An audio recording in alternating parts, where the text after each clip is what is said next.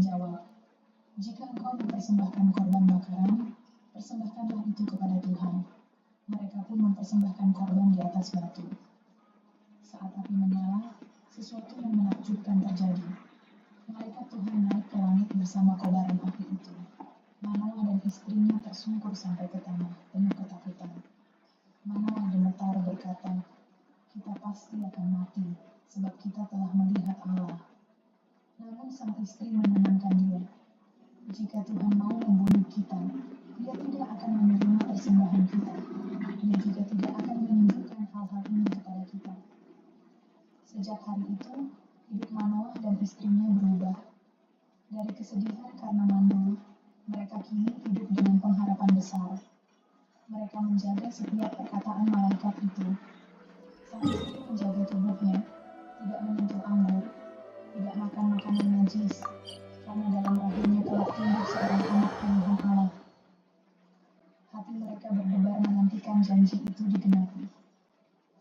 Mereka tahu anak itu bukan sekadar anak biasa, ia adalah jawaban doa bangsa Israel yang telah lama menderita. Maka tibalah waktunya, sang istri melahirkan seorang bayi laki-laki. Mereka menamainya Samson. Nama itu berarti matahari kecil, sebuah tanda bahwa dari kegelapan penindasan, Tuhan menyalakan terang bagi Israel. Dan ketika anak itu tumbuh, Tuhan mulai bekerja atas dirinya. Hari-hari berlalu sejak kelahiran bayi ajaib itu. Rumah Manoah yang dulu sunyi dan hampa, kini dipenuhi tangis bayi yang menjadi pengharapan. Sang ibu menimang anaknya dengan penuh kasih, sambil terus mengingat pesan malaikat. Anak ini adalah nazir Allah. Sejak bayi, Samson dibesarkan dalam suasana penuh doa dan ketaatan. Ibunya berhati-hati dalam setiap makanan yang dimakannya. Tidak ada anggur, tidak ada makanan najis. Ayahnya mendidiknya dengan kisah-kisah kuno tentang leluhur Abraham, Ishak, Yakub, dan Musa. Ada satu hal Ad yang Astra menyenangkan Abit. bagi Samson, rambutnya yang panjang. Sejak lahir, tidak pernah sekalipun pisau cukur menyentuh. Thank you for complete. Rambut itu adalah tanda perjanjian antara dirinya dengan Tuhan. Manoah sering menatap rambut anaknya sambil berbisik dalam hati, "Ini bukan sekadar rambut. Ini adalah lambang panggilan Allah atas hidupnya."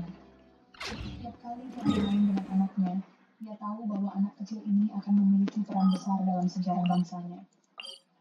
Samson tumbuh dengan cepat. Tubuhnya kuat, lebih kuat dari anak-anak lain seusianya.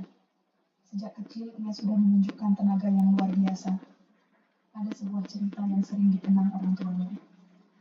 Ketika Samson masih bocah, ia mencoba membantu ayahnya mengangkat kendi air yang berat.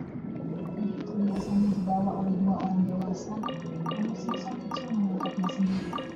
Semua orang yang melihat tertekun, tapi Manoah dan istrinya tahu. Ini adalah tanda kuasa Tuhan. Namun, mereka juga mengingatkan diri sendiri. Ini bukan untuk dipamerkan. Anak ini harus belajar takut akan Tuhan lebih dulu, barulah kekuatannya bermanfaat. Ketika Samson beranjak remaja, tubuhnya semakin berotot, tenaganya semakin luar biasa. Ia bisa berlari lebih cepat, melompat lebih tinggi,